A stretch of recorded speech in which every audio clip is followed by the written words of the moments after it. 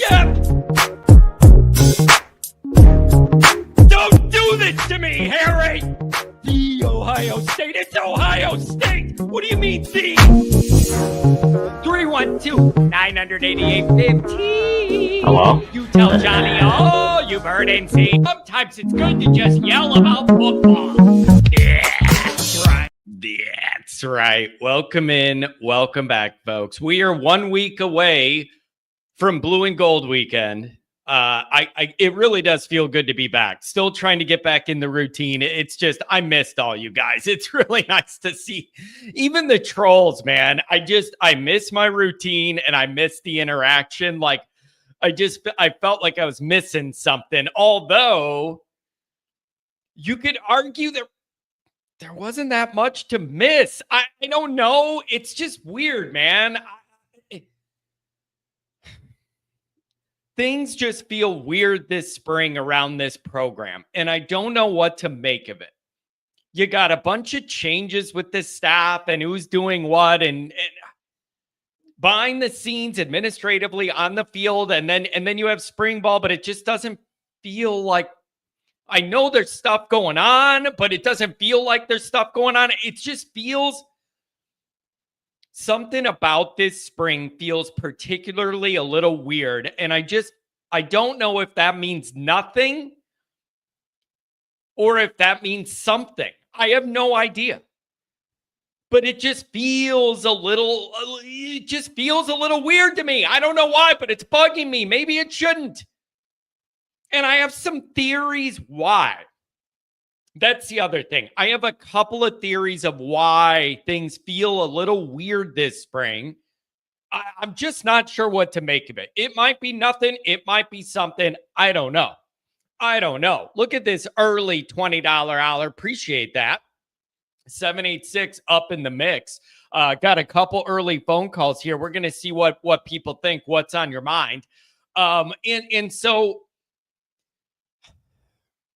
Sid Irish is saying it's hard to have anxiety in April for me. Oh, you can have anxiety all the time when it involves Notre Dame. I don't even know if I'm going to call it anxiety. Things feel different. And I don't know whether that is natural. I don't know whether that is an effect of just kind of the hangover the program's been in and you're a little behind in spring.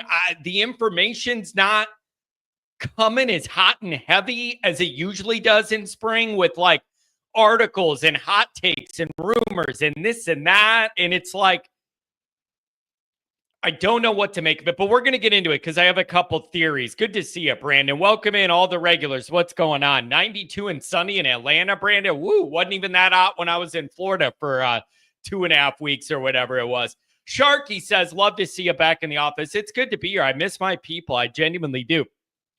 Let me get through the introductions and the main narrative here, and then we'll see what's up with the phone calls on a Freaky Friday here. And so let's get into it. As always, thanks for being here. You can find a program on YouTube. Do hit subscribe. Burrow happy hour. Yeah. Do I get those wide receivers? If I got the next Joe Burrow in the building, did the wide receivers come with it or what? I just, man, I got to tell you, it's all bizarre, man. When is the last time you saw a 3-man quarterback race where everybody could have a camp for each three and make it make sense? You could honestly make legitimate football arguments for all three of the guys up for the starting role. And I won't say, oh, you're out of your mind. Not one guy, not two guys, three guys I think you could make legitimate arguments for to start. And you got to hear them out. And it's not like a stretch or somebody just being contrarian just to be contrarian. It's just weird. And I think it's going to be a weird summer, man. These dead months, when we get by next weekend, and at least we're going to blow it out big, man. We're hitting the Eddy Street bars on Friday night. We're going to make some moves and crack some lids. Saturday morning, we got the tailgate. Then you got the game. And then after that, we're going to the linebacker. We're going to do a little, me and Goolsby are going to do a post-game show going over spring and what we think of this all. After that, you're in the death zone till August, and you're just not going to have a lot of information. I don't know what to make it. It's just, it all feels different. Maybe it should. No one knows what it's like to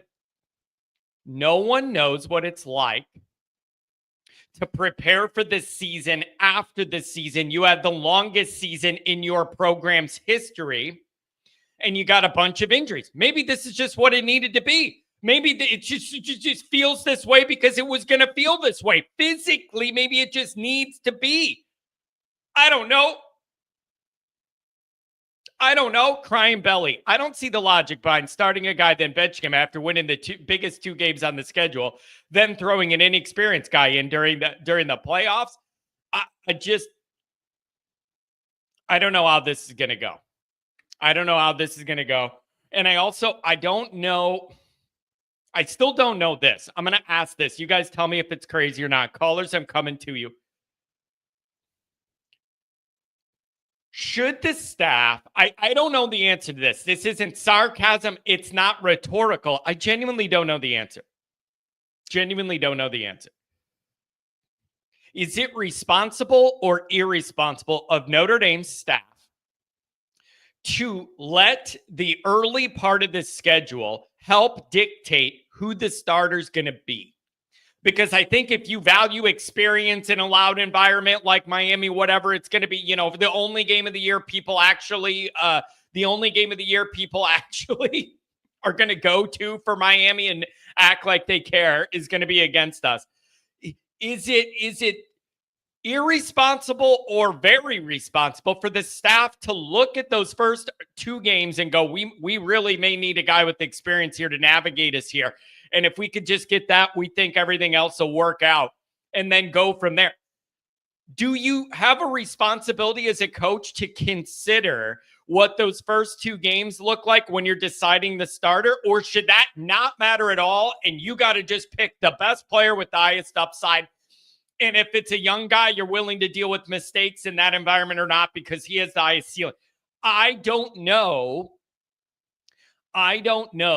whether that is responsible or irresponsible for them to set this up, if it should be a factor at all, or if that is like lame, that you're gonna make your whole decision of who the starter is off who you play the first 2 weeks. Is that short-sighted, or do you have an obligation to do that?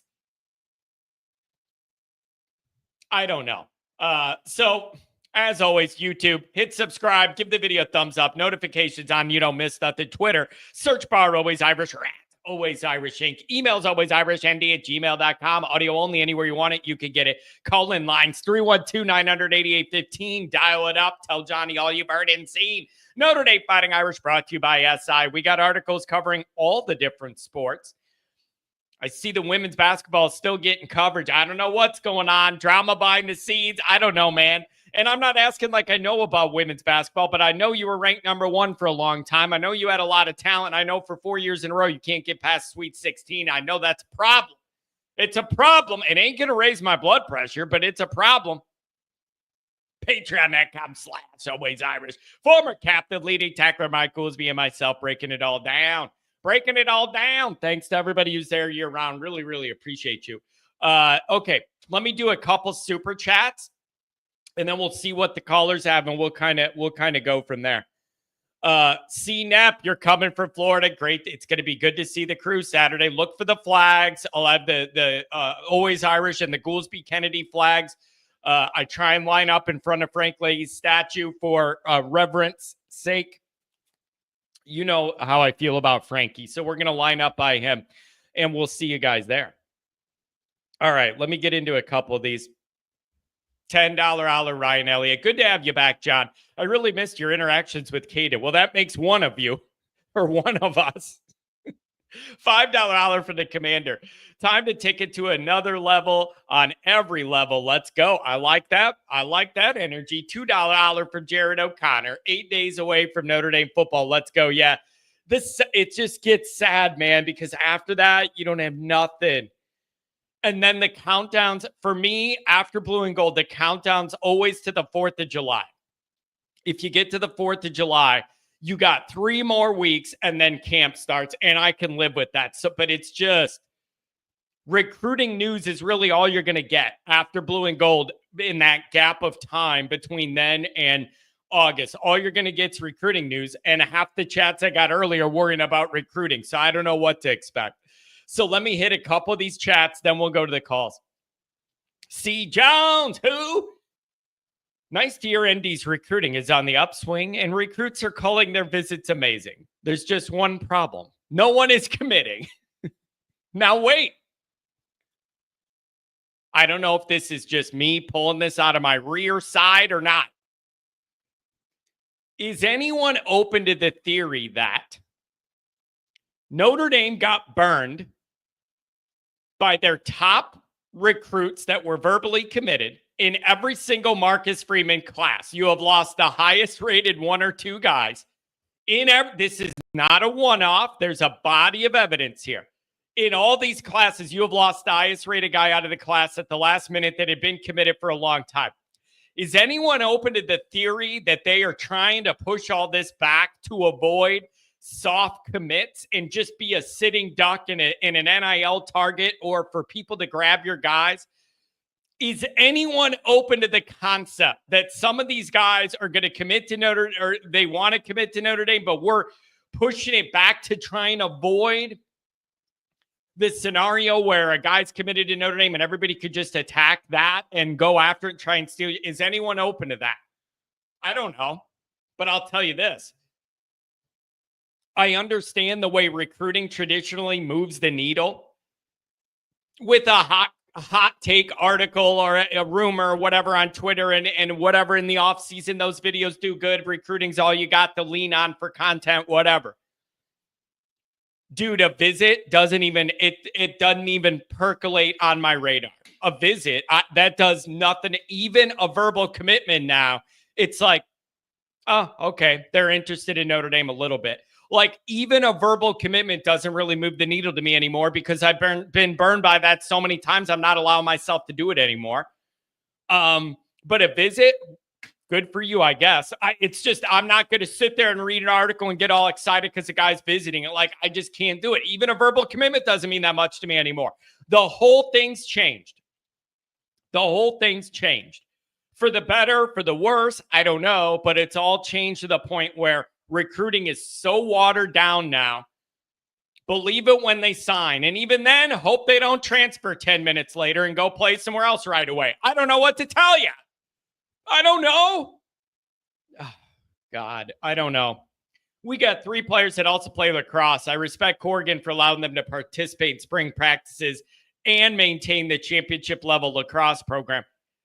It's got to be a challenge because everybody knows Notre Dame football moves the needle. Notre Dame football built the place. It is what it is, and everybody needs to know that. It's got to be hard if you're the baseball coach or the lacrosse guy or whatever, and you have guys that want to do multiple sports, but a lot of people just want football to be the priority. That's a tough position to be in, and I appreciate the flexibility. Blyberg, Johnny 3-star. What does a brother got to do to get a 4-star around here? I'm not acting like I'm a 5-star Will Black coming in here, but can a brother get a 4th star? What do I got to do? Come on. Text. Recruiting upswing equals interest, not actual commitments. We're constantly being gaslit around recruiting. No one's actually committed yet, and we're being told how great everything is. Again, are you open to the theory they're purposefully trying to avoid soft commits early? I'm not saying I believe that. I'm throwing it out there as a theory I've seen with the new recruiting operation and the recognition you've been burned at the top end. Maybe you're trying to slow play what I call soft commitments. I don't know. How does the media know so much when they've been extremely limited in practice coverage? Seems like a lot of speculation. Yeah, that is what it is. And that's not wrong. That's what it should be, is speculation and what you think and whatever, when you don't have all that information. So I don't know, man. I don't know what to make of it. It's just, I have no idea. But this recruiting thing, you guys, I think I'm just getting old, and I've been fooled so many times that I just can't buy into any of it anymore. And it's kind of sad. Recruiting used to be such a big deal. I can't do it anymore. I just remember in my 20s sitting by that laptop refreshing, hoping to get an update. Like I can't do it anymore. It's Sid says it's April, recruiting's in the second inning. I just think there's some specific anxiety and scar tissue with Notre Dame's recruiting that are going to make people not make people stressed out till they see they don't have to be stressed out. So I don't know. John, I watched a 30-second clip of the QBs on Twitter. It's pretty obvious Angeli's going to be the starter. I don't know whether that's satire. I don't know whether that's sarcasm or not, or if you're serious, Jerry. I don't know what to make of it. And Jerry, by the way, I've watched no White Sox games. Apparently, my cable provider's in a dispute with the channel that covers the Bulls, the Blackhawks, and the White Sox. I don't get the game, so I'm not subjecting myself to the misery. I'm just not doing it. Tex says, fool me once, shame on you. Fool me twice, shame on me. Fool me 10 times, you're an idiot. And that's what I've been, living and dying on every bit of recruiting news. I just can't handle it. Here you go. Yeah, if Dr. John gives me 4 stars, then I believe it for sure. I definitely believe it. So you guys, real quick, and then we'll get into a couple of these calls.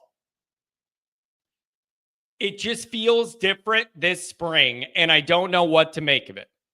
I just think some of it is the late start, all the changes, the injuries, the longest season ever ends up affecting the next season, right? Like that's how it's going. This spring is so important. There's so much to monitor. And there's so much going on, but at the same time, it doesn't feel like as much news and drama and rumors and stuff's coming out of it.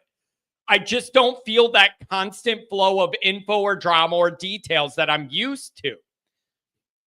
Sid saying we just got our staff hired. I'm open to that.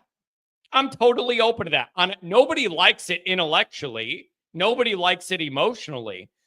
Practically, I gotta be open to the idea that you just got these guys hired and it's going to take a while for it to get going. You gotta be open to that because it's what's going on. You don't have to like it. It could cause you anxiety. You could want more action, but you ain't going to get it. Go Cubs. There's room for you on the Cubby bandwagon. No thanks. No thanks. Can't do that. Can't do that. Won't do that. I just can't, and I won't, and I never will, and I never have. But I do like your neighborhood. It's really fun to party in. That's I always go back to that with like, the Cubs have so many people that go to games and care.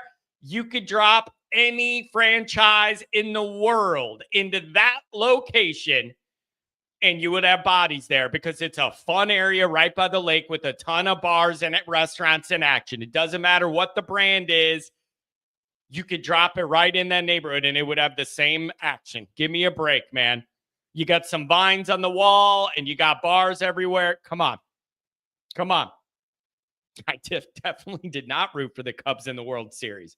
I did go to a World Series game because when the Cubs were in the World Series, I think it was game 3. I did go. I wasn't rooting for them, but I'm a student of sports history and I wanted to feel what it was like in that building as a arbiter who wasn't for the team. I wanted to feel what that energy was like because I love and respect sports and history that much. I did go to a Cubs World Series game. That's true. I did. But I wasn't wearing blue and yelling. I just stood there to soak it all in. It was World Series baseball. I got a free ticket. What do you want me to do? But I didn't cheer for him. So I don't know.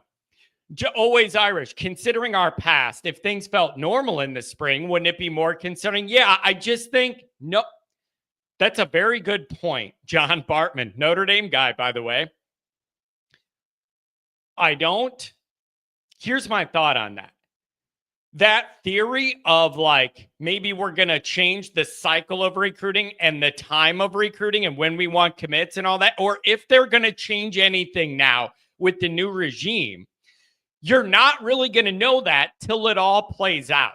So it's a really good comment. You're not going to know that till it all plays out. But what that causes is a period of major uncertainty because it's not what it was before. And you don't really know if they've changed anything or if it's intentional or what's going on. So then you're just going to end up sitting there and you're not going to know till you know. Is there an opportunity for like the weekend of blue and gold? We get a few commitments. Is that in the realm of possibility? That maybe some of these kids that visited or something, maybe that's the weekend. A few of them are going to all commit at once. And then even when they do, I'm going to say it's a verbal commitment. And the better the guy, the more likely it is they're not going to land with us anyway. So it's just perpetual stress till it's all landed. Until it's official, it's going to be stress no matter what, man. So I don't know. Do I like breaded steak sandwich? I can't say I've honestly went out of my way to try it, but it sounds like something I would eat if it's bread and steak and not a bunch of weird stuff. And it isn't some like fish staring at me on a plank of wood. Never understand how that's a delicacy. They hand you a plank of wood with a full fish on it with eyeballs looking at you while you're eating it. It's following you around the room like Mona Lisa, that fish's eyeballs on that plank. I don't understand that, bro. They're literal scales on the fish. Like, I don't know. Does it still have a hook in it from when you caught it? I don't understand. I'll never understand that. Yeah, I just can't do it. It's thin, well done steak, so John would love it. I don't care how steak's cooked as long as it doesn't make me sick. When you ask, like, John, how do you want your steak cooked? Enough that I won't get sick. So whatever that amount is, and darker is fine with me. It doesn't taste any different. It doesn't taste any different to me. It doesn't taste any different. I'm serious. It doesn't. A medium steak, medium what? It's just a chunk of meat to me. Give me one of them. Never mind. God. So, anyways, I don't know, you guys. Even just by, and then we're going to the phones. Yeah, I like spaghetti. Geez, who doesn't? Here's an easy way to judge this. You ever go to ndnation.com? They've been online for like 25 years, and they used to be one of the only places you could go to every morning, and they would congregate all the articles about Notre Dame, from the opponent's side, from our side, whatever. You go to ndnation.com, and every day they have an aggregator where they pull all the stuff from all over. And it's the best place to just have 30 articles or whatever, and you can click it from all the different people, right? There's barely anything going. You got spring ball going, and some of these days there's 3 or 4 articles there. It never used to be that way. So I don't know why you're getting so much less information. So it could be you're just short-handed and limited, so it's hard to get a lot done, and there isn't that much to report for practice. Could be limited access. Follow me here when I say limited access for the legacy media. Could mean less actual viewings, or more importantly, when the media is allowed to be in there, what they're allowed to see may be limited, right? Like, it's not just like how many practices you're allowed to attend, but it's what parts of the practices you see. So maybe they just let you in there, but you're seeing the segments of practice where there isn't that much going on. I don't know. And then I'm still saying this. Chad's not around to spill all the beans behind the scene. It's a real thing. It is a real thing. I'm telling you, it's a real thing. Chad's not around behind the scenes to drop these things to the legacy media to have them have stuff going.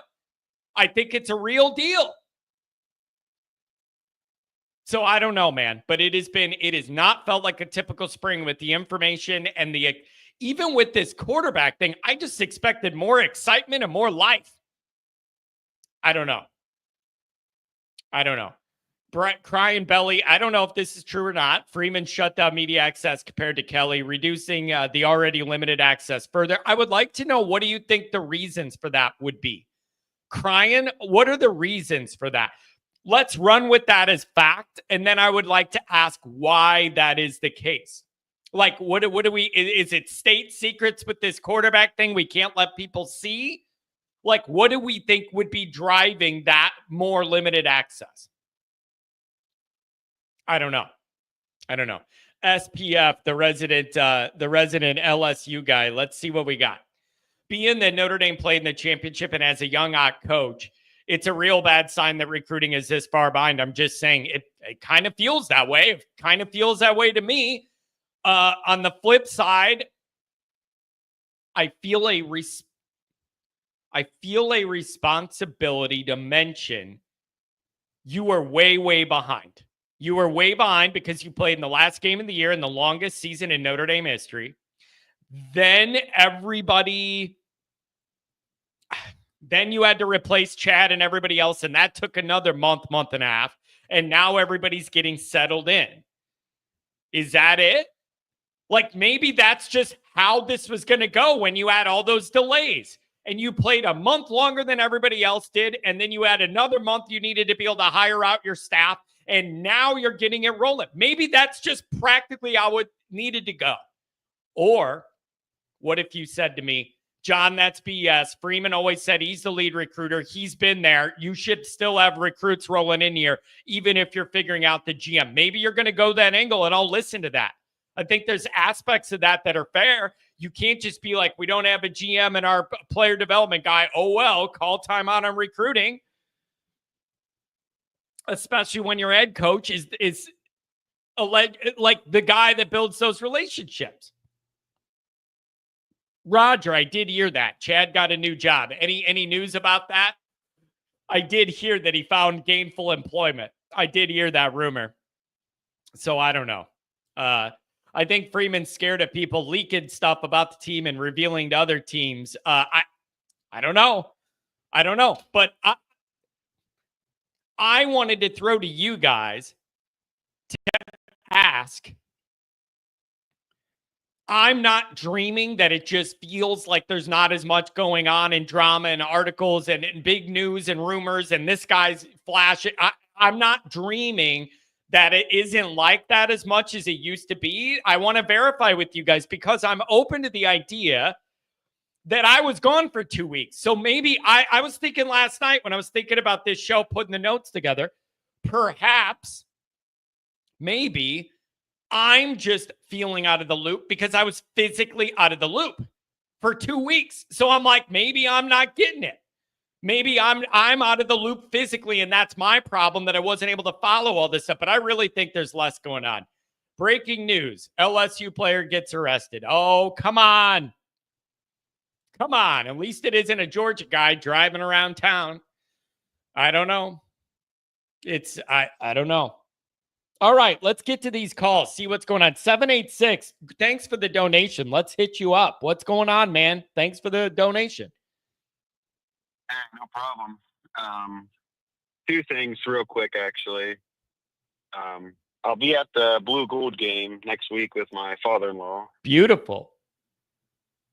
He lives with us, me and my wife. He's the resident Ohio State fan, so I've been to a lot of Ohio State games and spring games with him, so I'm dragging him to South Bend so he can enjoy something other than Ohio State, I guess. I guess we'll allow it. I'm going to be happy to have you here. Now, you're coming from Florida to come to this. I don't know about that weather, man. Looks like maybe low 50s. Let's just hope we avoid rain. I don't know. I don't live in Florida anymore. I live in Ohio. Oh, gotcha. I see it's a Florida phone number, it looks like. So, all right, you're used to, I always say, dude, Ohio may be the only place that has crappier weather than Indiana. Like, if you look at how much snow they get and everything, like, Ohio usually gets nailed. Man, so it'll be great. Look for the flags. It'll be easy to find. We're there early in the morning. I'll have the flags flying. Stadium lot, like, we'll be pretty easy to find. So, that should be good. We're usually up and running by like 9:15. 9 is usually the time I try and meet with the people to get in there. And so, yeah, that should be the plan. Should be pretty easy to find, and it should be good to go. So that we can't wait to have you, man. I'll be there. The second thing was, just so it's on record here, I just wanted to, talk about the quarterback situation a little bit, because I feel like we're kind of doing what Ohio State did last year, where they went and got like 100 quarterbacks to transfer to them, and then they spent the whole offseason pretending like they didn't know who was starting. Yeah, but what do we all do know CJ Carr starting, right? We can all stop pretending it's not going to be CJ Carr. Right? We need views. We need to. It's getting annoying. Okay, now I'm not saying specifically from you. I'm just talking about from everybody. This is really, really interesting. What makes you think that? Like, I'm not like questioning it. I'm just asking, like, what makes you so certain? What makes me think that is, are we gonna keep kicking the development of Carr down the road to get a year out of Angeli? Or are we, because we're scared of Miami? Is Miami some defensive juggernaut? They had the worst defense in the ACC by far last year. Yeah. Who gave a crap about Miami? Yeah, but dude, all of the hype the last like few days, the hype has been about Angeli. And then you had the McElroy or the whatever, the take of him being the next Burrow. And then people are saying he's looked good in camp or whatever. I genuinely do not know what to make of the status of this competition whatsoever. I have no idea, man. I have no idea. I have no feel. I have no feel. I have no behind the scenes or whatever. Like, nobody's feeding me nothing. I have no feel of the reality of where this is at. And were you going to say like the Sam Hartman year? That was totally different. Yeah. Where no. Everybody knew it was going to be Sam Hartman no matter what else happened, because money, nobody likes to hear it, but you don't pay that guy that money and not say you're getting the job. So that was going to be Sam's year, no matter what they told you in spring about how good Buckner looked or anything else. It was always going to be his year, because you don't pay the guy that money and then burn him and not start him, because if you do it, you're not landing another guy, because you're going to have a reputation of promising something and not delivering. There's two false narratives around Steve Angeli. The first one being he's some veteran quarterback and all this other stuff. He's not. A veteran quarterback would be Will Howard is a veteran quarterback. Sam Hartman, Riley Leonard are veteran quarterbacks. Quarterbacks who have had to lead their teams through the rigors of a college football season, not someone who comes in the fourth quarter and hands the ball off a few times when we're already blowing out a team. He's not a veteran quarterback. He's got more experience, but he has no quality experience. You don't think CJ Carr could have came in and threw a slant route and 2 out passes against Penn State? Or is that what we're going to act like because he came in and threw a couple passes? I like the way you said that. I like the way you said he does have more experience, but what kind of experience matters? Now, I do have to say, really genuinely impressed with what he did against Penn State. Tough situation, all the pressure in the world, cold off the bench, and the team had no momentum, and you drove them down, got us on the board, and that was genuinely impressive, and I was proud to see it. But man, that's about it. I don't value what you're doing when games are already over and there's no pressure. I don't value those reps that much. And it's not an insult to him. It's just, it's just that when the game's out of reach and you're doing stuff, there isn't that pressure. Like, so how much are we supposed to? Here's a real question. Responsibly and respectfully, how much are we supposed to value the on-field part of Angeli we've seen so far? I don't have the answer to that. How much am I supposed to respect what I've seen in mop-up duty? And then he did get the start in the bowl game against the Beavs. You did have that. And so I don't know. The answer to that question. I'd love to hear it. I have the answer to that question. Everyone wants to point out the bowl game. Yeah, he came in and played in the bowl game, and he played well. And what did the staff do the very next week? They went and got themselves a transfer quarterback. So that's how the staff views Mr. Steve Angeli.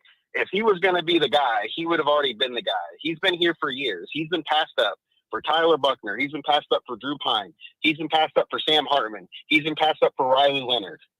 And he got his opportunity to play in a bowl game, and still they passed him up for somebody else. Yeah, that so, man. Oh God, we're gonna run him out there for 1 year because we're scared of Miami. Yeah. Okay. Yeah. Here's the other thing too, man. And I was asking Mike about this on Patreon. I don't know if this is a thing at other schools because we're so wrapped into Notre Dame land and Notre Dame world in our minds and hearts all the time. And we're insulated being independent. You're not wrapped into everything going on in a conference. But I genuinely don't know this, man. Do we overvalue the he's a loyal guy, a Notre Dame guy, been around and could have transferred when they brought in other guys that jumped ahead of him in the line, but he stuck it out? Are we overvaluing what that loyalty should mean when it comes to like your good feelings about a guy that stuck with Notre Dame, the place we all love, and he stayed there even though he got passed up in the line? Are we overvaluing? Is that just a Notre Dame thing that we like our Notre Dame guy that stuck it out and went to school and never left? Are we overvaluing that? Because when you talk about the pro Angeli camp, it always comes up how Notre Dame he is and that he stuck it out and he was loyal and he didn't leave and you want to reward that. Are we overvaluing what that means? I think we're undervaluing the fact that you can actually have young players come in and play well. Look at Jeremiah Smith. He came in, he plays well. Lenore Sellers for South Carolina. You have young players with not a lot of experience, shockingly enough, that can come in and play better than people who've been sitting on the bench for 4 years. And I get maybe it's their turn, but you know what? Things have changed in college football now. It's just all sports. Like, if you want to go play high school football. They'll make sure you get in on your rotation. This is big boy football. You either have it or you don't. Yeah, man, I genuinely just have no honest to God feel on this. I don't have anybody leaking me anything behind the scenes saying, here's what's really going on. I have no feel for it. And I don't know. I don't know, man. Like, and then the other thing with it is fast forwarded a week. How many real answers are we going to get in the blue and gold game? I have no idea. It's going to be a weird format. Everything's limited. We're all going to overreact to any completion or incompletion. I don't know how much, like anybody that's thinking, well, I'll be able to leave the blue and gold game and have a pretty good idea and feel better about this all summer. I'm not sure about that. I mean, remember back in the Sam Hartman days, I know you say he was going to be a starter no matter what, and he was going to, but remember all the reports of Buckner coming from behind, and then they had that spring game, and Hartman was out there throwing it around, and Buckner couldn't complete a pass, and it was like, well, that shut down that theory real quickly. Well, if you remember what happened with that, my understanding of that dynamic is Buckner knew at that point, no matter what he did, Hartman was going to be the starter, and he knew that. And I think he was physically and emotionally checked out. And I think that U-Haul was packed to head down to Alabama before that game, and he was over it and done and defeated and upset about that, and he left. I think that was the dynamic as far as I understand, because he looked disengaged. And he literally, like, I think that U-Haul, somebody was packing up his dorm room during the blue and gold game. So I think he was already literally and physically checked out. And I'm not even saying I blame the guy. You could argue whether that's right or wrong, but he was already done before that blue and gold performance. That's true. Well, so the whole quarterback thing might not even matter if we still don't have people who can catch the ball. So, oh man, I guess, yeah, you got the. Are you going to believe? Run. Are you going to believe any of the hype? This is going to be the year Notre Dame's wide receiver core really steps it up. Just imagine how good Jeremiah Love could be and Heisman votes he could get because the line. I think the line. Our offensive lines could be good this year. They were good last year. They're going to be even better if we had an actual throwing threat and he could just sit back there and run the ball every once in a while. You know how much of a problem he'd be? Yeah. If everyone didn't sell out every time. Yeah. It's man, I don't know, man. This is just it's the weirdest thing because you're gonna go from this blue and gold thing to nothing, and then chaos the beginning of August, because you're going to have to finalize the O-line lineup. You're going to have to name a quarterback. You're going to have to figure out all this stuff in about a week and a half, 2 weeks in August camp before Miami prep begins. That's where we're headed, man. I don't think you're going to get answers to this stuff. And I don't know where this all falls. You got the portal window opening too. Does that change? Does any of these guys hop in the portal if they see the writing on the wall? I have no idea. Yeah. I don't know. Well, last thing before I go, because I got to get off here, but I think I'm going down. I think me, my dad, my mom, I think we're all going down to the Miami game. So, ooh, baby, I get shanked in the parking lot, like you say. Yeah, I guess I won't let you know, but I'll never be calling again. Yeah, I don't know how that's going to go. My brother's talking about it too, because he's in South Florida, and he was at the 17 Miami game as well, and it was a brutal occurrence. And he was saying, do I go? Do I not go? Whatever. And we were talking about it. So I personally have no interest in road games, bowl games. I have no interest. And I got in an argument about that with the guy before. It just, my anxiety's so high for those situations already. The last thing I need to do is add travel and the opposition and everything. And I don't want to see Ohio State people everywhere I look. I can't, it isn't for me, man. I just have no interest. I've been to a bunch of Ohio State games. So, I mean, I will say Ohio State Stadium is a lot louder than our stadium, but I think it's built that way. It's got higher walls. It's a little bit more echoey, but it's still a dump, so yeah. I wouldn't recommend it. Yeah. It's still a dump. That's the logo. Put up a billboard. Still a dump. That's all you need to do. Still a dump. But I gotta head out here, but thanks for the call. Oh, I just wanted to be on record. Yeah, no. Car's the starter. Oh, I like that. I like the confidence with which you delivered the message, and thank you very much for the donation, man. Keep the phone lines going in the off season. I really appreciate you. Thanks a lot. I'll see you next week. Have a good one. Oh man, what a good call to start off. 415. We're gonna make it come alive. Here's the other real quick. Here's the other thing. Start the best T-Rex. Start the best. How do you type that with T-Rex arms? Start the best player. How hard is that? Here's the issue. The issue is you need a player to clearly stand out above all the other ones. So that's the issue that I have here. When we say start the best player or whatever, it's going to be a big problem if none of these guys stand out above everybody else. That's a real red flag. Do you get what I'm saying? If you have all three of these guys and we're like, we can't, sometimes some of them do better at other things than the others, and it all averages out and they all come out and they're all pretty similar. Bro, that's not good. Isn't the easiest outcome of all this that one guy clearly outperforms everybody else and then becomes the leader, and it's obvious, and then that you don't even really need to go out of your way to be like, we are declaring this guy's the number one. The best case scenario here is one of the guys with limited reps or whatever else does better than everybody else, and then you have your answer. No news is bad news on this kind of thing because it means nobody's standing out. And I got news for you.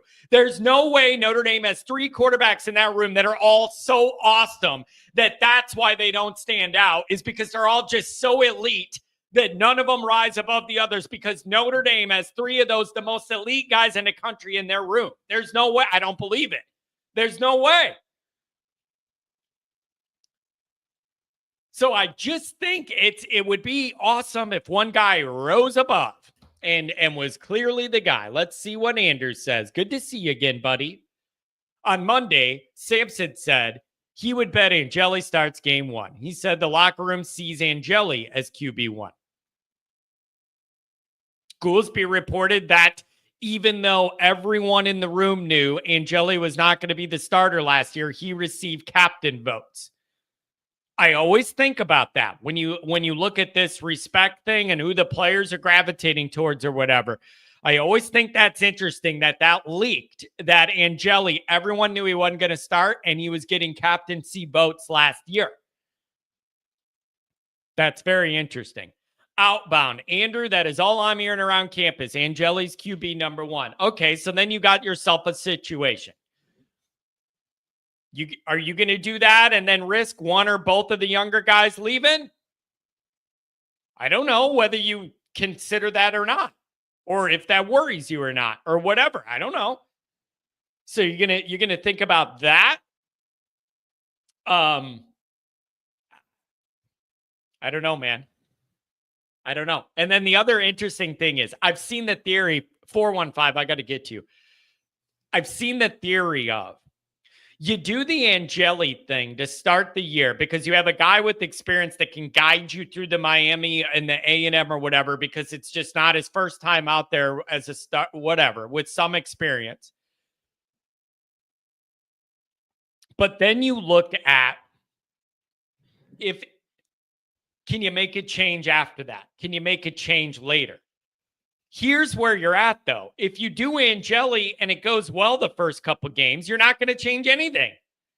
And if it goes bad, then you look like you kind of defaulted to the older guy with experience and it didn't get you what you wanted, and you're 1-1 or 0-2 after 2 weeks. And then everybody's frustrated. And then you dump Angeli and then put the younger guy in after that with all the pressure that everybody's upset. You're 0-2 or 1-1 and the quarterback looked bad. I don't know. But I do think this. If you start one of the younger guys, you can't really pull them. Because if you start one of the younger guys, it's an admission you're willing to go along on the learning journey and the rookie mistake tour and all that stuff. If you go with an older guy, it's a lot easier to go somewhere else with the younger guy. But I think it's a lot harder to do it the other way around. And to start a younger guy and then be like, what rookie mistakes from a rookie? We can't handle that. You're out of here. You can't really do that. Do you feel what I'm saying? If you go with the young guy, I feel like you're locked in and dedicated to the development cause, and you're willing to ride through some of those early mistakes. So I don't know, man. I don't know what to make of it. It's just, so whatever. I don't know. I look at Angeli as a higher floor, lower ceiling, and I look at the younger guys in this situation as a lower floor with a higher ceiling. It's opposite situation. I see a higher floor with the Angeli, but a lower ceiling, and the younger guys, I see it the other way. So I don't know. 415, good morning in what's I'm sure is sunny California. It actually is very sunny here today, Johnny. Yeah, what are your kids watching on TV? I just heard, oh my gosh, what is Elmo on TV or what? Oh yeah. What do we got? we got Candyland going. So they're playing one big game and battling one another before they go to school. A classic. I like that throwback. Who needs a tablet when you got an old school game? I like it. When you got an 80s kid as your dad, yeah, to be bringing in all the old school stuff. So 100%. Feeling this morning, John? Man, I'm telling you,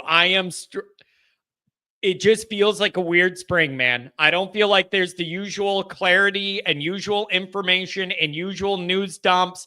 I just feel like we're not getting as much, and I don't know what to make of it. Maybe that's just the way it is, or things have changed with access, or we're not able to get as much done. I don't know what to make of it, but something just feels a little different. And that's a good thing. I think that, kind of piggybacking off of what we were talking about the last call on Wednesday, is maybe all this change is good, because we've been kind of just, spinning our wheels in the mud with this same old routine about getting all the recruits in before March and then losing the majority of them. So, when it comes to something like this and there's not a lot of information coming our way, hey, I'm all, and you want to know why? Because I trust staff. And I feel like whatever they're thinking, however they're deciding who's going to be going into what position, and what their role and their niche is going to be on this team, then I'm for it. Yeah,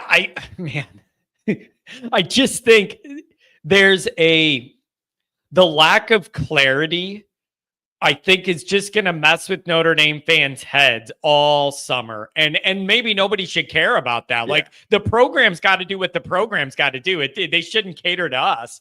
But I'm just thinking of the fan base. If you go through all summer after spring ball and nobody knows, it's just, there's a million possibilities. And I don't know what makes the most sense. And the other thing that I was thinking, I wrote this on my notes. I'm wondering how different the reality is for the staff and the people there every day compared to what the fans see and even some of what the media sees, right? Like, they should have way more information than us, but I'm wondering how that reality is. Maybe they're a lot further down the road and think they know what's going on a lot more than we do. And we see uncertainty from the outside. Maybe they're getting more clarity than we are. And it's going according to plan. I don't have the answer to this, man. I don't know. Yeah, I know. And as a fan, that's going to be completely nerve-wracking, because we're going to be sitting here on the other side thinking to ourselves, well, what is happening? I need information. Like, the only way that we can process in our minds as far as what we feel is going to be either a good season, mediocre, fantastic, or terrible, is based upon the information that we're getting from either the practices or the news, or whatever it is, outlets and whatnot. So if we're not getting anything, then it's up to your own mind as far as what it is that you think is happening or what is happening. And that can be brutal. That can be brutal. Do you I got two questions. Number one is it the right thing to do to consider your opening two games and make that a part of the equation when deciding who to start? That's number one. And then number two is, do you have an obligation to consider what might happen in the portal if one of the younger guys doesn't get it this year, and you can't necessarily count on them being in the mix the next year because you might lose them? Are those two considerations you should think about as a staff, or do you got to block both of those out? Block out who you play early and just run with the best guy and not worry about the portal and play the best guy? Like, I don't know whether those are fan-only concerns or if the staff has an obligation to think about it too. I don't know. My humble opinion is it's more the latter than the first. And I do believe that the staff is definitely, most certainly, looking at both of those options as being possibilities that they need to be concerned with, or at least addressing. But do I feel like you need to base your entire decision on who the quarterback is going to be upon week one? No, I don't. Or week two or week three. I think you have to look at this as a long game. And I'm very much on the same page as the first caller in the fact of, what are we doing? If this guy was going to be the second guy, Joe Burrow, for crying out loud, then you would have to look at that. But look at Joe Burrow. I pulled up his stats, and I pulled up like where he was in his career when he did get into that amazing 2019 season. In 2018, he was already the starter. He already had the reps. He already had the games under his belt. He had the experience.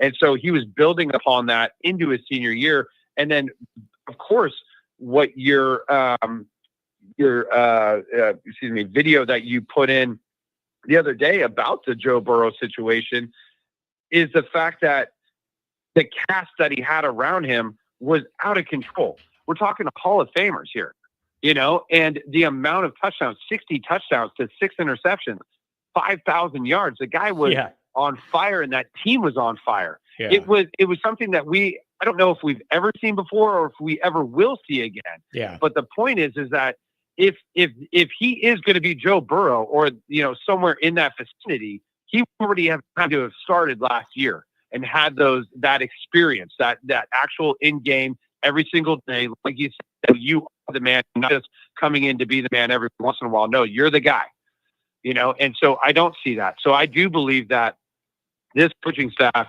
needs to make the decision for the long run. You need to either go with Carr or Minchie because of the fact that you do not want to deal with the transfer portal, have one of these guys go to out USC or Michigan, and then we're going to get blown, in a couple of years by them. So I would most certainly, for me, love Angeli. I love the fact that he's a Notre Dame guy, but you need to go with what your future is going to be, and you need to get these people the experience and the reps. And it might mean that they lose 2 games this year. It might mean that. And it might mean that we don't have a home playoff game, but we're in the playoffs. But think about the following year. Think about the year after that. If it is Carr or Minchie, now they're building that experience, and now you could possibly have that Joe Burrow flash or something to that degree in the next coming years. Man, it is. I just this could go so many different ways, and I just don't know what the realities are. Maybe Goolsby could talk to Denbrock a few rum and cokes in at the Blue and Gold to get together next week at the team event and get some information. Like, I don't know, man. I'm seeing all these things in the chat, and that people are bringing up really good points to consider for certain guys against other guys, what should be considered and what shouldn't. And I think this is one of the rare times, man, where you could have really, really good arguments that are totally competing. And I could look at them and go, that's a really good argument and good logic for and again. This is a really rare time in Notre Dame land where I could honestly be open to competing different philosophies and how to process this and say they all make logical sense. Like, I really do. Like, depending on where you're coming at, I could build scenarios out that make sense in all these different paths and the theories of what's going on now. Some people are saying, maybe this is wrong. Maybe this is mean. Some people are saying, you're doing this right now to keep Angeli around because you want him as a loyal a good backup next year. So you're pumping him up and making him think he may have a shot to keep him around, but then he could be the backup. I don't know. Is that shady? Is that what's going on? Is that just a fan thing in our minds? I have no idea. Yeah, I think it's a little bit of all of it. I mean, to be honest with you. And I think as far as Angeli goes, he knows that he could probably more than likely, just because of his quote unquote experience at Notre Dame and the fact that he's now getting national, pub, he could go to another school and get paid.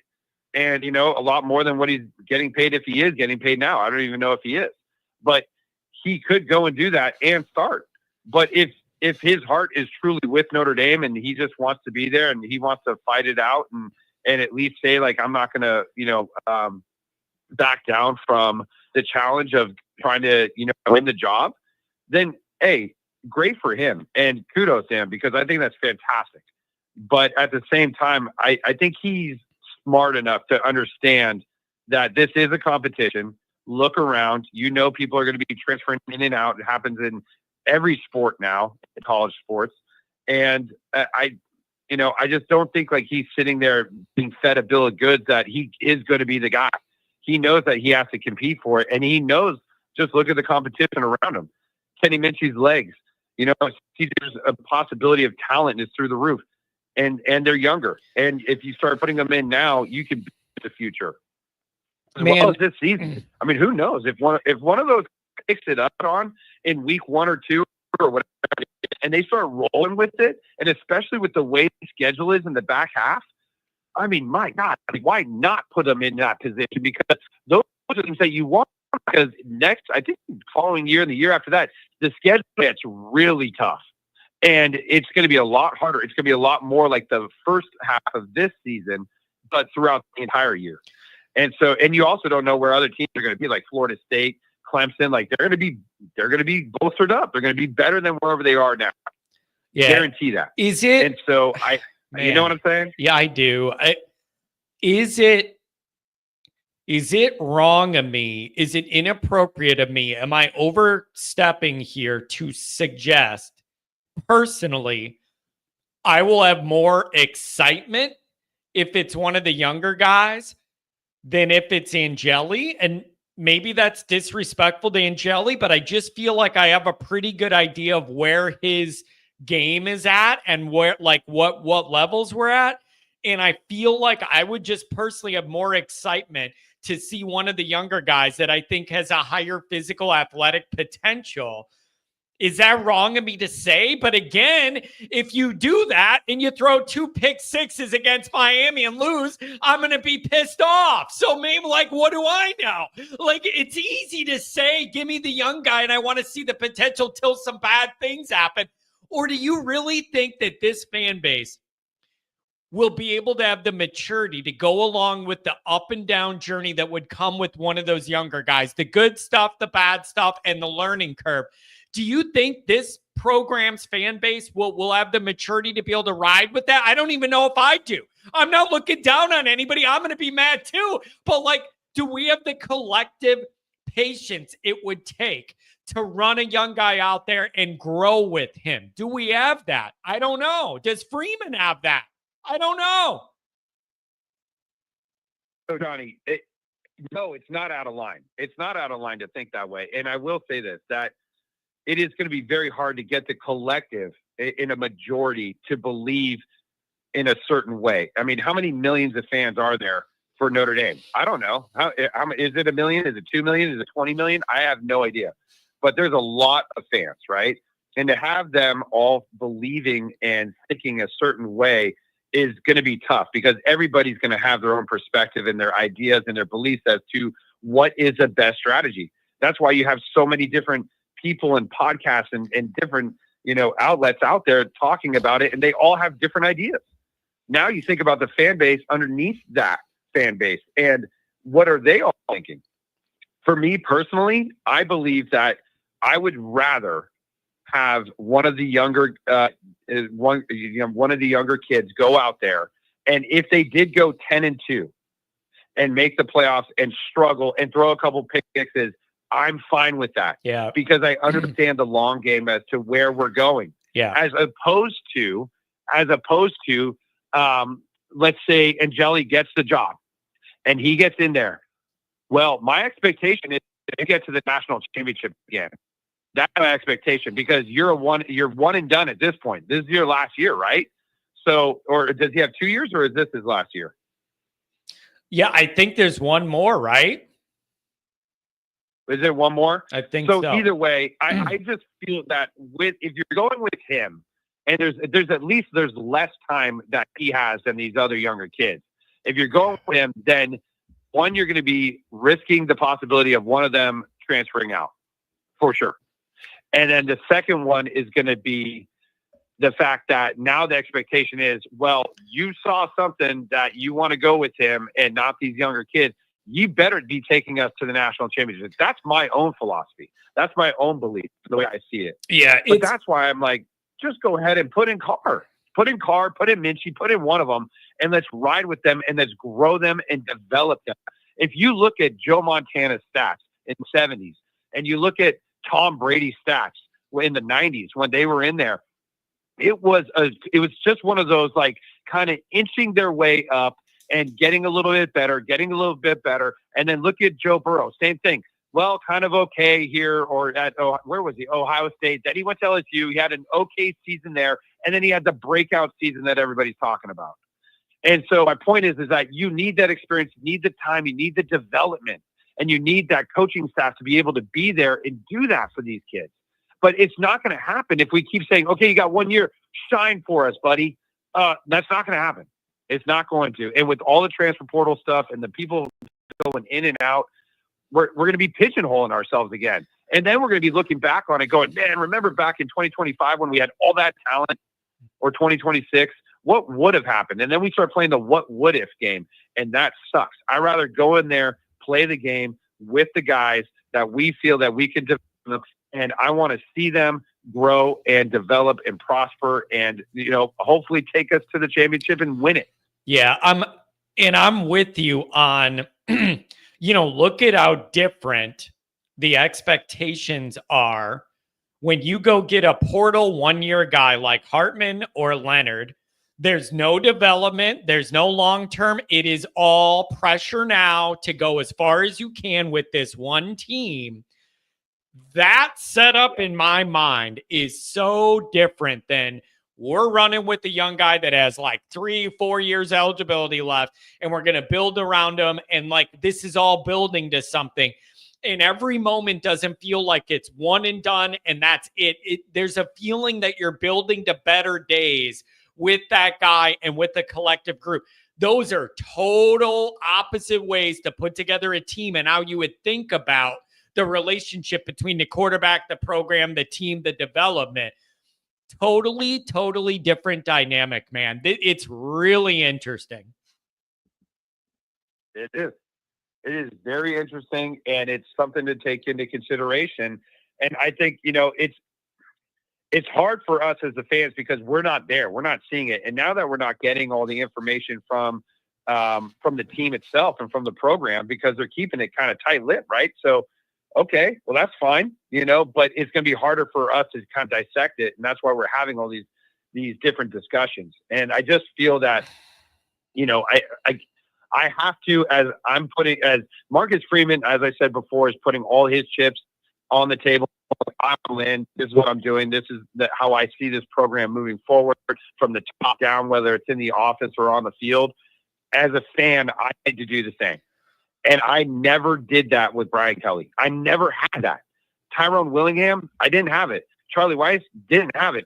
I haven't had it since I was like a kid watching the '88 team. And just sitting there watching and going, wow, this is incredible. Okay. Right. This is one of those ones where it's like, I'm putting all my chips and my belief into Marcus Freeman and into the program and what it is that they are building and developing. And I have to have the trust. And if it turns out that we put in Carnegie and it turns into a bust, then so be it. I'd rather have that than put in Jelly or another transfer and then sit there and have like a Sam Hartman year and just go, okay, cool. And then what? Guess what? Your recruiting is going to stay stagnant. You're not going to be bringing in anybody. You're not going to be changing your philosophy in the passing game. And then we're not going to have those wide receivers. Yeah, man, it's a really complicated dynamic. And sometimes I wonder, because I'm the way I am, I wonder if I'm overthinking it, over worrying, over complicating it. I don't think I am. These are all real considerations we're having. All of the stuff in the chat, all the stuff you and I have debated, it's all real. I just hope the staff has a lot more clarity than we do because they have more information than we do and more data. I'm really counting on the fact that they have more to go off of to make the right decision than we have. And I'm sure they do, but it's just frustrating when you're on the outside because I feel like we're building this up and it's just, I hope they have more information to have more clarity about this than we do. So I don't know what to make of it, man. Anything else? You got anything else? Anything other than the quarterbacks before you go on with your day? Oh man, there's a lot, but I think one of the interesting things that I saw that I would bring up is that transferring and the NIL is not just seeing it, the issue that I see with the transfer portal and the NIL and what's happening right now is not just happening within college football. You're seeing it in basketball. You're seeing it in baseball. Even you're seeing it in all these different sports. And I think it's something that we should take note of as far as it goes with society and how everybody's kind of perceiving the instant gratification. Yep. As these kids, 18, 19, 20 years old, are coming in, they're going to be sitting there going, you want to pay me $100,000 to come here? Or could you imagine someone saying, you're going to pay me $1 million to come over here? And each team each college has this $20 million cap or whatever it is. They get to scout how they feel they want to. And if the juggernauts, which we all know are football, the majority of that money is going to. And so you're going to be seeing a lot of these kids, moving around, and it's just going to be part of the culture of college football and the landscape of college football now. Yeah. And I think that it's even harder dynamic for the coaching staff and for the upper management to deal with that. And so it's another just new that we have to deal with in our minds of like, is this kid going to stay or not? And that's where it boils down to, not just the X's and O's and who's going to be the better quarterback or better fit here or there, but like you said, hey, is one of them going to bounce out now and go to another school? You know? Yeah, it's man, it's a changing world, and all of this stuff it's not going away. The horse is out of the barn, all the transfer stuff, all the games, the NIL, the pay for play, whatever, it isn't going away. So Notre Dame's got to figure out a way to thread the needle, be able to maintain our value system while being competitive in the modern way things go that don't always feel the most pure. And I don't know, man, it's wild, but this is going to be interesting, and we'll see if we have any more clarity after next week and after we get through blue and gold. Maybe we do, maybe we don't. I don't know. But this is a big decision. Honestly, John, this is a big decision, man. It sets a tone. It kind of tells you where Freeman's at with this and like his appetite for risk a little bit. I just think it's a big decision. This is going to be interesting. Yeah, it is. It is. But I don't see it as so much of a risk because I think it's more like you're not even taking a chance. You're just being dedicated to a philosophy that you have. So be dedicated. If that's the way you see your program being run, then go that way. Yeah. But I will have a lot more excitement and like kind of just readiness for the season if it is one of Minchie or Carr. Me and too. No shade on to Angeli. We need something new, man. We need some kind of, spark in there. And I think one of those two would do it, and it would also go to the development. But either way, John, thank you again, man, for picking up the call. Oh, no problem, man. I always enjoy it, buddy. I appreciate our morning chats. Go ahead, get those kids off to school on a Friday and then have a good weekend. Okay, man? Thank you as always. Hey.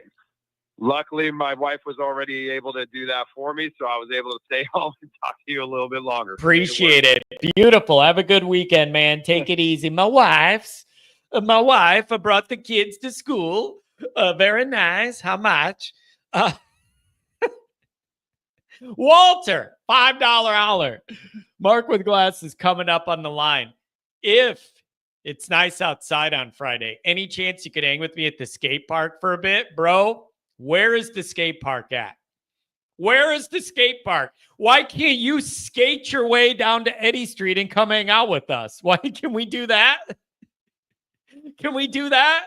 Skate down to Eddy Street, man, and come hang out with us. I got 2 meetings. The second I get into town, I have 2 meetings that I got to get to. Then I got to go check into the Airbnb. And then after that, I think I'm just going to end up out on Eddy Street and everybody can hang out wherever they want to hang out. And we could bar hop a little bit. Adam, $5 hour next Saturday. The high is 63. I'll believe it when I see it.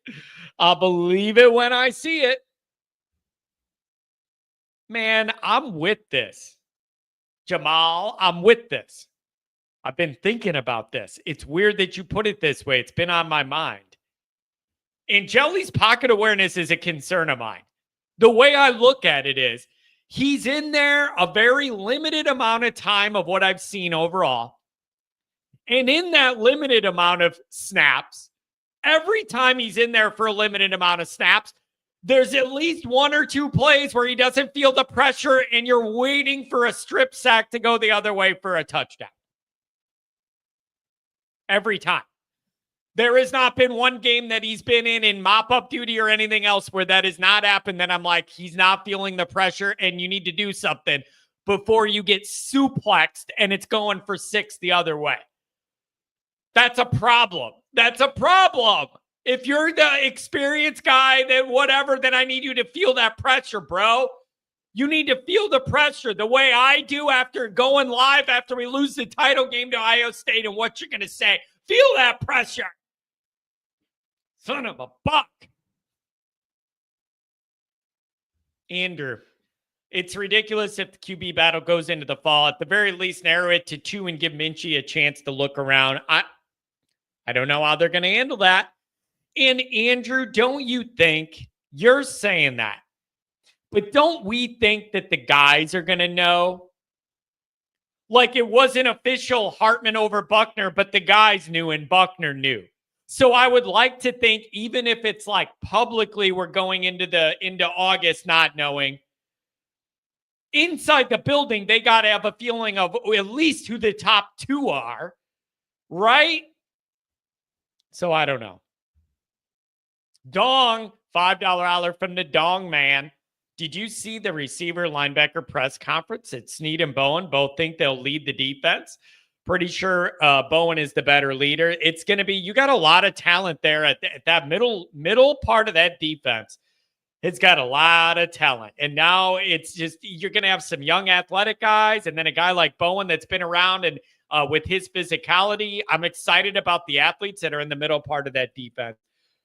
Something else important. The O-line will be nasty this year.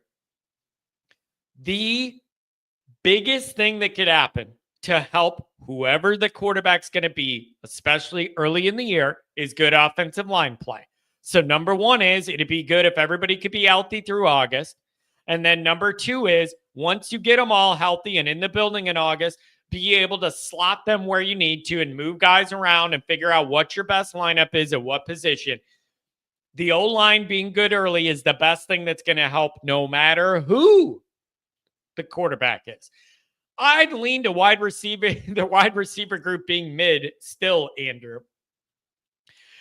They are suspect until I see you juking out Miami and getting behind them. Then I'm interested. Until then, fool me once, shame on you. Fool me 78 times, I'm an idiot. Francis, Brother John, you once asked why Ohio State fans were so arrogant despite losing to Michigan the last few years. Put 216 on the line and I'll explain it. Well, wait a second. I once asked that, but now you won the championship. So now you can say whatever you want. What do you mean? Like, I need to know when I once asked it. Because once you win the championship, that's no longer a valid question. I'm sure I asked that before then. But once you win the championship, you can say whatever you want. You can say whatever you want once you win the championship. There ain't nothing that I could say. It doesn't matter. You won the championship. Mark with glasses, what's going on? 216, if you want to enlighten me after that, let's do it. What's up? I might have to go get a skateboard so I can skateboard with Walter. I used to be able to do the tic-tac. Telling you. Back in my day, or tic-tac, whatever the hell it was called. Dude, I think the last thing I did with that was like the original the original PlayStation, like Tony Hawk game or something. That's that dude. I'm not trying to go break my spine out there doing an ollie or nothing. Yeah, well, I don't get. I'll be quick, but it is funny. The portal opens in a dozen days, and we have restarting quarterbacks. Apparently, I did fall asleep and miss the first half hour, so that's a bad job by me. If you have 3 starting quarterbacks, do you have none? Right? Like, you know how they say if you're debating between 2 quarterbacks, you really have none. Well, what does it mean if it's 3? I need one of these guys to seize the job. Yeah, it is pretty concerning, and but I am excited for the spring game, and as part of that, you get a little taste of Notre Dame football without the stress. But I did some research, and I want to revisit the expectation level real quick and offer some perspective to where we are because of where we've been and how valuable Freeman has been. Like we all know, he broke the 32-year New Year's bowl drought, but I found a couple things, so I'm gonna ask you these questions. But before Freeman was hired, I want you to think about what the problem was with Notre Dame football. So if you got to close your eyes and think about it. It's probably immediately obvious, but there's three questions to this. So, since Freeman has been at Notre Dame, how many teams have had a better win-loss percentage than Notre Dame versus top 25 teams? It's probably only a couple. Doesn't it have to be only a couple, right? A few, maybe? Yeah, only one. Georgia. Wow.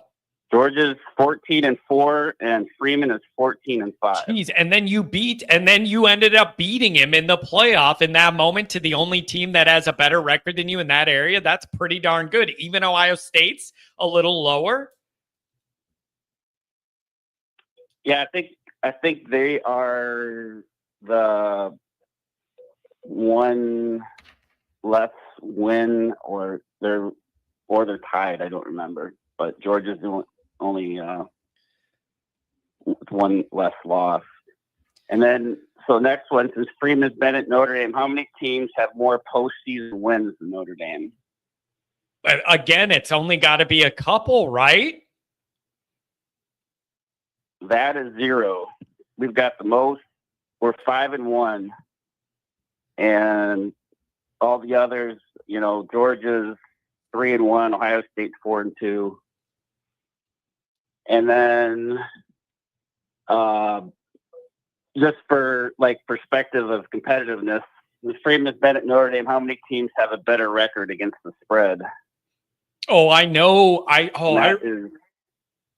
He may be the best. They may actually be the best on that one. I saw a stat, I think, late in the year last year that was surprisingly in Notre Dame's favor. They got to be 1 or 2 in that area. Yeah, they're number 1. They're 28-12 against the spread. I thought, man, those are good stats. So, Mark. I mean, what do you take of those this? 3 things. Think about.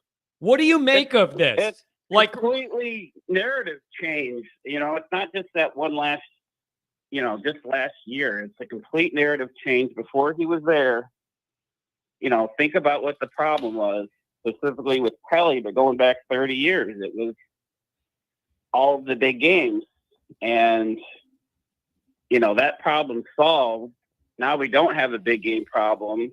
The problem is Ohio State is a big game. So we have an Ohio State problem. You remove those, I think he's 14-12 against top 25 teams. Man, it's a complete 360 spin of what we were bitching about prior to him taking this job. He's been a coach for 3 years. He's completely changed the narrative. So it just kind of speaks to my point that the excitement level is justified. There's good reason to be optimistic. That's my question, Mark. Mark, that's my question. Does it feel like we're living in the reality that matches those impressive stats? Like, does it feel like we're doing that? Or are we it doesn't. Yeah, that's where my mind's going. And then again, though, you lost the championship game. So, is there an expected negative tinge to the end of this because of the painful way, not only that you didn't win the championship, but who you lost to, who it was against, but it feels like all the things you said are momentum trending straight up. But then here we are, we don't know who the quarterback is, and we don't, and the recruiting isn't popping off. That's the other thing, Mark. If we want to be that happy about all those stats, couldn't you argue recruiting should be trending a lot more clearly upward than it feels like it is, given all that stuff you just cited that are facts?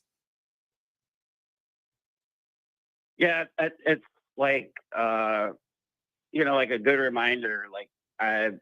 You forget, 5-1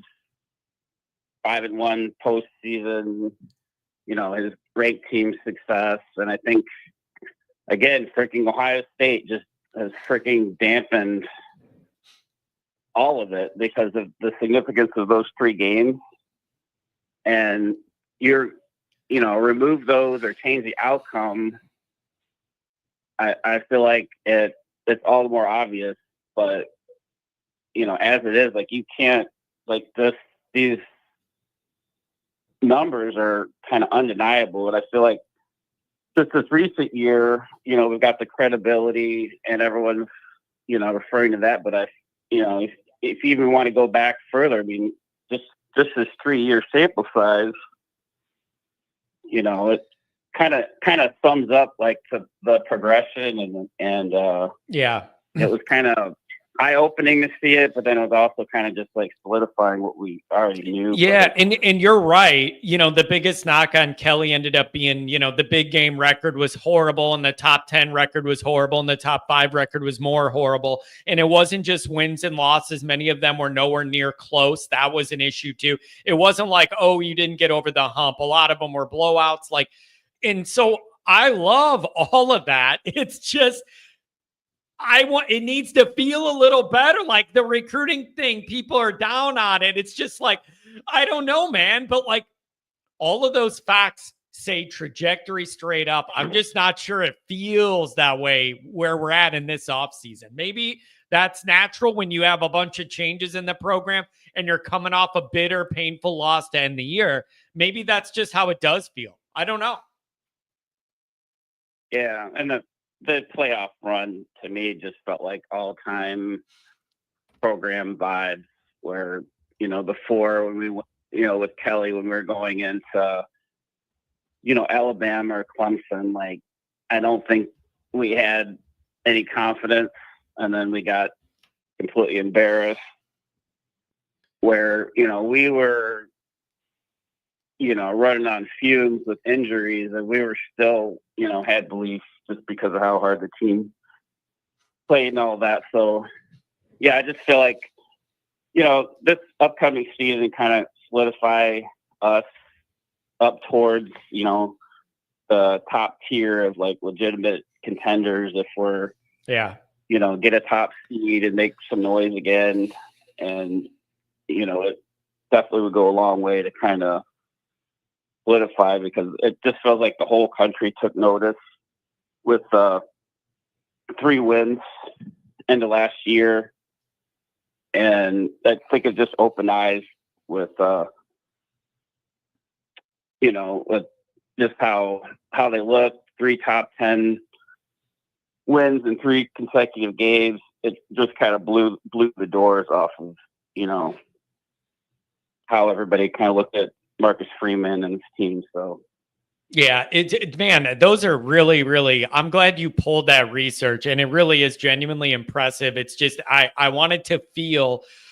just wanted to feel like there was more tangible momentum, in this off season. And so, and it's just frustrating because you were banged up and a late start and the recruiting changes and the uncertainty with the quarterback thing. Tex ND says, when there's no or little info, people tend to lean towards the negative. That's human nature. I just wanted to feel a little more tangible momentum. Francis, I'm sorry, man. Get in the gym and do your workout. Give me a call back Monday, Wednesday, Friday. You know where to find me. Hop in, man. I'll look for you. Thanks for wanting to jump in. I'll give you the time. So I don't know, man. Those are really, really interesting. And again, you're right. It was all the number one stuff we complained about Brian Kelly, the postseason thing and the rank results and all that. It is really neutrally impressive. Yeah. Like you can't look at that and not be impressed, even if you hate Notre Dame. Yeah, that's exactly why I was like kind of in disbelief when I was looking at it and thinking, the situation we were in prior, where it's like we were collecting wins, but they were, nothing to speak of. We never won anything that mattered, and now we've got the complete opposite. So yeah, I just wanted to share that. That's all I got. I don't have anything on the way out. I'm getting the hook in the chat. They're telling me I stink, so. No, I like it. In fact, Mark, I might chop this up and put it out over the weekend just as a little standalone 6-minute segment of you running over those accolades, just so it gets out there, because I just think we maybe take for granted some of those progressions. And I think I might cut that up just of you in that middle part of you nailing those stats, because I just think it's really impressive. And I just want to feel better. I want to feel more certain about it, like where I'm sitting today, and I just don't. So I don't know. Yeah, well, I got all my source material if you need it. I was actually I was trying to find something else, and I ran across this, and I started doing. Originally, I was going back to like 2020, and then I was like, oh, let me just look at Freeman, and I was doing this stupid comparison stuff that we always do with Jackass, Kelly and Freeman, and then I was like, let me just do the Freeman specifics. So yeah, but it was anyway, thanks for taking my call, Mark. That's really, really good stuff, man. Thanks a lot. I'm gonna chop that up. Have a good weekend, and then we'll see you next weekend. You're gonna be in town Friday. Let's we're gonna hit Eddy Street Friday night. How about that? Yeah, I'm coming in Friday. I got 0 meetings. I'll be in around 12 or 1. I'm going to be doing some bullshitting around until I can check in at my room at 4.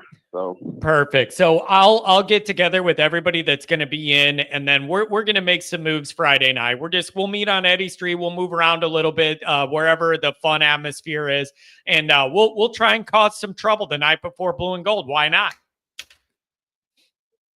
sounds good. Talk to you later. Oh, thanks a lot, Mark. Man, that's good information. I am going to drop that as its own little video.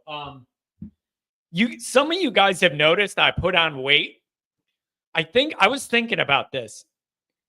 25, 30 pounds. Like, I think I've gained like since the season ended. Like, I'm not, listen, you guys, I'm not proud of it. I'm not proud of it.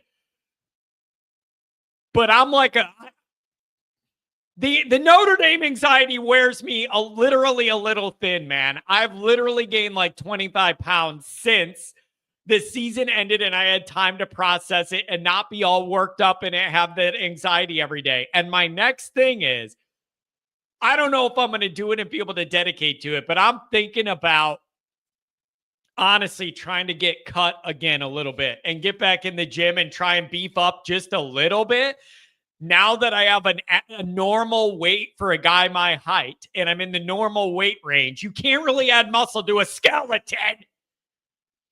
You can add muscle to a skeleton. But now that I've got like I'm in the regular beef range, I'm wondering if I should do a little something and try and muscle up a little bit. Again, I don't know if I could keep the calories in me that I need to do it. But we're gonna see what happens.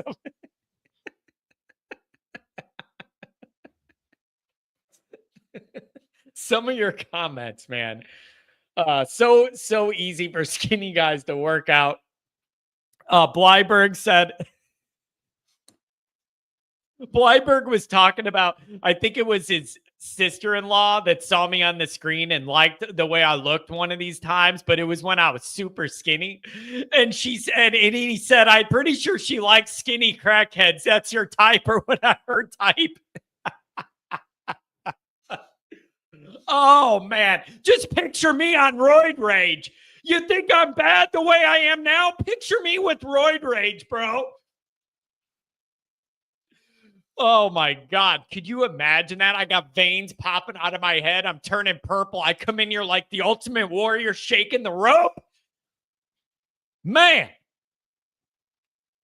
Instead of the Iron Sheik, the Heroin Sheik. Oh, man. $20 hour. I'm making the rounds, getting ready for this season, praying it's a healthy spring. Go Irish until they play my Aggies. Rick, I love you, Rick. I really, man, I love this guy. He showed up when it was the build-up for A&M Notre Dame last summer, and he never left. And he was with us on every post-game show, donated a ton of money, loved the environment. I love it, man. I hope we're able to meet up when you're in town. Thanks for always being around. D-Hawk, great idea. Do that. It's perfect that you've gained the weight. Do it, bro. A little something's better than a whole bunch of nothing. Like, I had to put on the pounds to get in the normal weight range. You can't add muscle to a skeleton. And so I don't know, man. I'm literally thinking of, I'm debating trying to seriously keep up on it and get to the gym and do some cardio and like honestly try and cut up a little bit. I think it'd be a good summer project, but I gotta maintaining the weight is a problem. So whether that's protein shakes or what I eat, that will be the issue, is maintaining the caloric intake you need to put on the proper muscle. Yeah, John needs to train with Goolsby. He'll be beating my ass. Like, I'm going to go to Nebraska and that dude's going to have me. Like, I could only imagine. So I don't know. All right, you guys, that's going to be it for the Friday. I really appreciate everybody being here. It's great to be back. Thanks for the donations.